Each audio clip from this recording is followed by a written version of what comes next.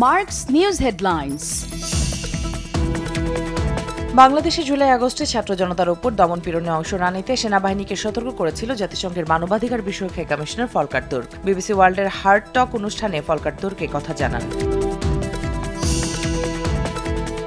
জুলাই আগস্টে গণহত্যার বিষয়টি আন্তর্জাতিক অপরাধ আদালতে উত্থাপনের জন্য প্রধান উপদেষ্টাকে আহ্বান আন্তর্জাতিক অপরাধ ট্রাইব্যুনালের প্রধান কৌঁসুলির। এ ব্যাপারে দ্রুতই সিদ্ধান্ত নেবে বাংলাদেশ বলে জানান প্রধান উপদেষ্টা। জননিরাপত্তা নিশ্চিত না হওয়ায় এবছর নির্বাচন অনুষ্ঠিত হওয়া কঠিন। রয়টার্সকে দেয়া এক সাক্ষাৎকারে এ কথা জানান জাতীয় নাগরিক পার্টির আহ্বায়ক মোহাম্মদ নাহিদ ইসলাম। তিনি বলেন, আইন শৃঙ্খলা পরিস্থিতি পুরোপুরি নিশ্চিত হয়নি। সিঙ্গাপুরে অর্থ পাচারের অভিযোগে দায়ের করা মামলায় বিএনপির ভারপ্রাপ্ত চেয়ারম্যান তারেক রহমান ও তার বন্ধু ব্যবসায়ী গিয়াসউদ্দিন আল মামুনকে 7 বছরের দণ্ড থেকে খালাস দিয়েছেন আপিল বিভাগ।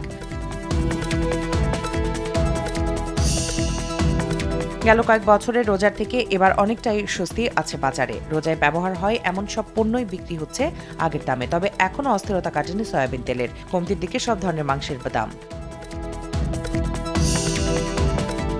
আবু সাইদ হত্যা মামলায় ন্যায় বিচার নিশ্চিত করতে সর্বোচ্চ মনোযোগ দেওয়া হচ্ছে বলে জানান আইজিপি বাহারুল আলম। আর আন্তর্জাতিক অপরাধ ট্রাইব্যুনালের চিফ প্রসিকিউটর বলেন, বিগত সময়ে দেশকে অন্ধকারে নিয়ে যাওয়া হয়েছিল।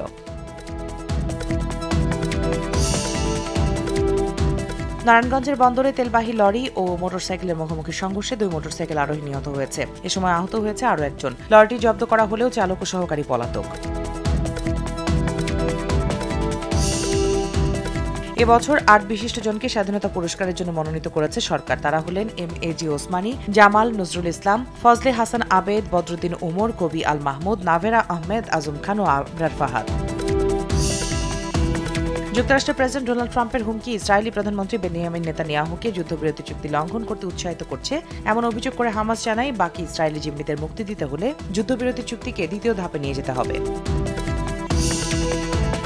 এশিয়ান নারী কাবাডি চ্যাম্পিয়নশিপের সেমিফাইনালের স্বপ্ন নিয়ে আজ থাইল্যান্ডের মুখোমুখি হবে বাংলাদেশ নারী দল। ইরানের তেহরানে দুপুর 1টায় শুরু হবে ম্যাচটি। 7 দলের এই টুর্নামেন্টে গ্রুপ এতে ভারত, থাইল্যান্ড ও মালয়েশিয়ার সঙ্গে রয়েছে বাংলাদেশ।